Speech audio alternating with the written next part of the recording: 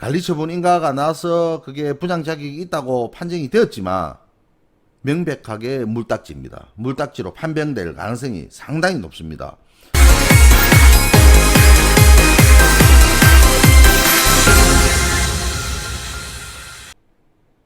안녕하세요, 정대식입니다. 오늘의 주제입니다. 관리처분이 난 입주권인데 알고 보니 물딱지랍니다. 주제를 이렇게 정했는데 보시듯이 아주 자극적이고 충격적인 주제입니다.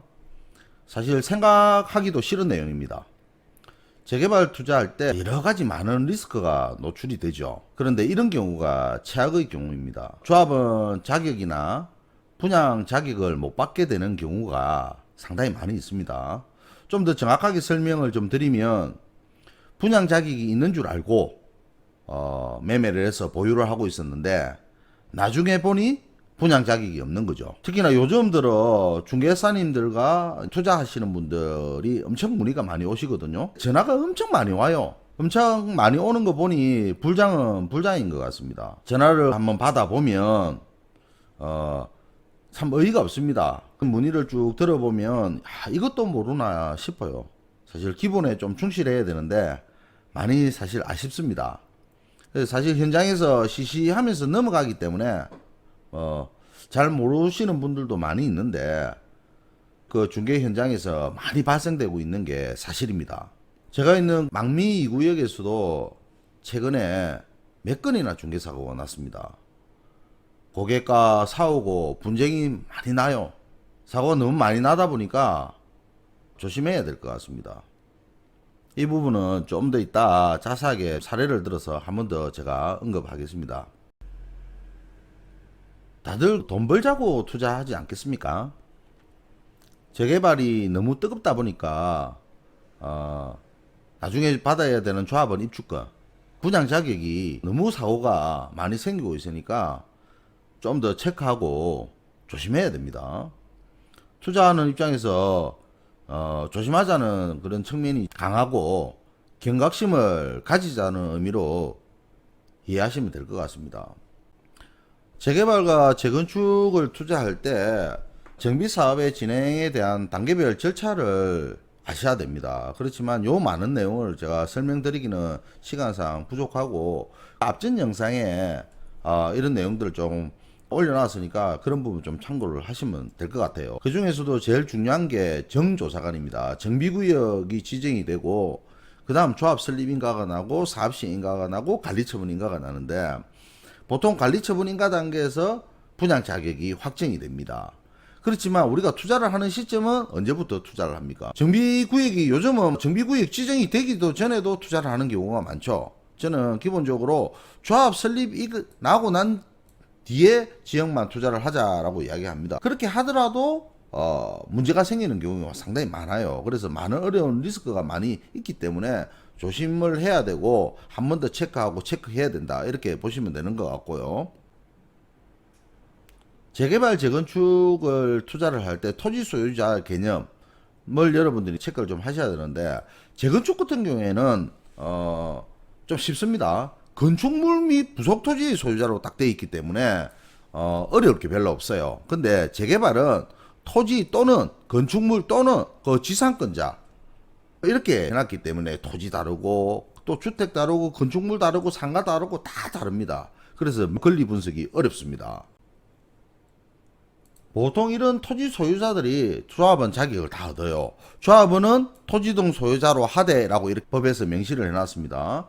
그래서 보통 토지 소유자가 조합원 자격을 받을 수가 있습니다. 토지 소유자들이 다 조합원 자격을 다 얻을 수 있는 것도 아니고 또 없을 수도 있습니다. 또 조합원 자격이 있다고 해서 전부 분양 자격을 받는 게 아니거든요. 분양 자격을 받을 수도 있고 또 못 받을 수도 있습니다. 심지어 조합원이 아님에도 분양 자격을 받는 경우도 있습니다. 문제가 되는 경우에는 이렇게 1호, 2호, 3호에 나와 있는 여기 내용에 들어가 버리면 이런 물건을 모르고 또 매매를 하거나, 또 한 사람이 두 개를 갖고 있는 물건을 참 지난 뒤에 그 물건이 각기 개별적으로 돼 있을 때 그 물건을 샀을 때 이런 것들이 문제가 되거든요. 어쨌든 요즘 그 재개발이 불장이 되다 보니까 많은 분들이 매물을 찾게 됩니다. 경험 많으신 투자자분들은 사실 이런 내용을 피해 나가시는 분들도 있는데, 보통이 이런 내용으로 해서 분양 자격을 못 받게 되면서 낭패를 많이 봅니다. 그리고 요즘 불장이라 경험 없는 중개사님들까지도 사실 중개에 참여하게 되는 게 현실이거든요. 그렇게 되다 보니 그 경험 없는 중개사님들이 사고가 많이 납니다. 그래서 중개사님도 잘 만나셔야 되는데, 강의를 하는 사람이다 보니까 이 조합원 자격과 특히나 분양 자격, 조합원 입주권에 대해서 이론 시간만 9시간, 하루에 3시간씩 9시간 이렇게 수업을 해요. 그럼에도 다 부족한 부분이 있는데, 잘 모르시는 분이 중개를 하면 사고가 나지 않겠습니까? 사고가 날 수 있는 그런 소지가 분명히 있죠. 그렇기 때문에 그런 부분을 회피하기 위해서 특약도 잘 적어야 됩니다. 사실 현장에서는 조합에서도 판단하기 어려워 실수도 많이 나오고 있거든요. 거기서 더 나아가서 인가권자인 관할구청에서도 잘못 판단해서 실제로 분양 자격을 줘야 되는데 못 주는 경우도 있고, 또 안 줘야 되는데 주는 경우도 있습니다. 최근에는 나중에 제가 한번 언급을 하겠습니다만, 관리 처분이 난 것도 분양 자격에 문제가 생긴 것도 있어요. 어떻게 보면 참 깝깝합니다. 그렇지만 이런 내용들이 허다하게 많이 나오고 있어요. 부산에서 상당히 입지도 좋고 인기가 좋은 재개발 지역입니다. 제가 정비구역 명칭은 밝히지는 않겠습니다. 왜냐하면 아직은 카드라 통신이거든요. 소문만 좀 무상하고 있어 내용을 좀 더 체크해야 하는 그런 내용인데, 제가 도시미 주거환경정비법이라든지 부산시 도시미 주거환경정비조례 이런 것들을 전부 다 비추어 봤을 때, 그리고 또 내용의 정황상으로 봤을 때는 관리처분 인가가 나서 그게 분양 자격이 있다고 판정이 되었지만 명백하게 물딱지입니다. 물딱지로 판명될 가능성이 상당히 높습니다. 지금 피가 한 5억 이상 이렇게 거래가 되고 있는데, 적게는 4억에서 한 5억 정도, 대형 평수 신청한 사람들은 5억 5천씩 이렇게 거래되고 있거든요. 물딱지로 판명이 될 가능성이 있어요. 우리가 법률을 적용할 때 보통 도시미 주거환경정비법 시행령 시행규칙까지는 다 공통적이에요. 근데 각 도시별로 조례가 다 다르지 않습니까? 근데 그 내용은 서울의 좀 조례를 좀 적용한 것 같아요. 근데 서울의 조례를 적용한다 하더라도 지나치게 확대 해석을 좀 했습니다. 그래서 관리처분 인가가 나고 이주가 거의 이제 완료가 돼서 철거가 들어가기 직전의 재개발 지역인데 물건을 합쳐서 이제 했는데 지금 피가 5억이 넘어요. 근데 이게 만약에 분양 자격이 없는 물딱지로 만약에 판명이 된다 그러면 피해가 일파만파 커지게 불어보듯 뻔합니다. 물량이 8개가 넘는다고 하니까 사실 걱정이 좀 많이 되죠. 관리처분 인가가 났는데 분양 자격이 없다. 진짜 어이가 없습니다. 이게 진짜 사실이라면 피해가 이만저만 아닙니다. 그냥 해프닝으로 끝날 사항이 아니에요. 보유하고 있는 조합원도 피해도 클 거지만 각종 송사로 이어질 가능성이 높습니다. 만약에 분양 자격이 없는데 분양 자격을 부여를 해줬잖아요. 당연히 사업이 이걸 까먹죠. 까먹는 상황이 되니까 기존 조합원들이 이 사실을 알게 되면 가만 안 있습니다. 난리가 납니다. 이게 몰랐다면 모를까, 내용을 안 이상 절대 가만히 있지 않습니다. 이 매물을 중개했던 중개사들도 많이 다치고 투자자들은 수억을 날리게 되는 그런 상황입니다. 잘 해결되어서 많은 분들이 피해를 입지 않았으면 합니다만, 재개발 투자할 때 이런 일이 나오지 않도록 조심하자는 차원에서 어떤 이유로 분양 자격이 문제가 있는 건지 제가 하나하나 분석을 해보겠습니다. 재개발 투자에 있어서 제일 중요한 게 분양 자격입니다. 분양 자격을 받기 전에 먼저 조합원이 돼야 되죠. 조합원은 아까도 설명을 드렸습니다만, 조합원은 토지 등 소유자로 39조 1항 1호, 2호, 3호에 있는 이렇게 내용이 돼 있는 것은 대표하는 일명을 조합원으로 보는 거죠. 대표하는 일명을 조합원으로 보는데, 이 물건들을 쪼개갖고 파는 경우에 문제가 생기는 겁니다. 분양자격 한번 보시면 분양자격도 마찬가지지만 토지등 소유자로 하되 1조합원의 원칙이죠. 그런데 이 조합원이 된다고 해서 분양자격을 다 갖는 게 아니에요. 여러 가지 내용들이 하나하나 있습니다. 그래서 이 내용들을 하나하나 좀 체크를 좀 해야 되는데 이게 사실 복잡해요. 그리고 조례까지 봐야 되거든요. 조례까지 봐야 되기 때문에 그 내용을 기준으로 했을 때 예외적인 사항도 많아요. 조합원들이 내용을 잘 체크를 해서 투자를 해야 되는데 지금은 재개발 투자가 완전 불장이다 보니까 많은 분들이 관심이 되면서 매매 활성화가 되죠.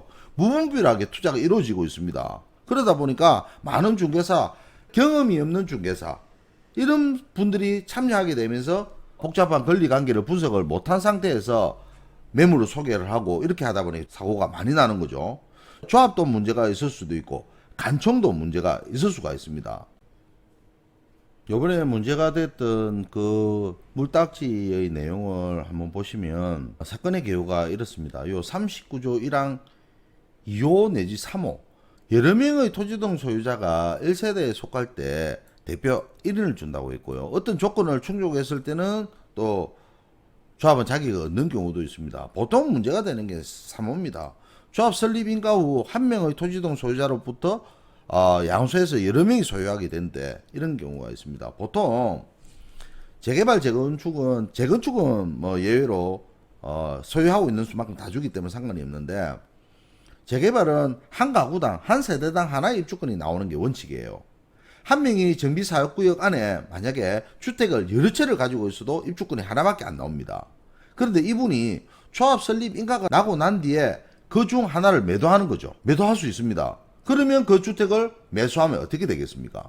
입주권, 즉 분양 자격이 없습니다. 없거나 매도자, 기존에 먼저 매도했던 그 매도자는 분명히 그 물건 하나를 분양 자격을 받으려고 조합은 신청을 했을 겁니다.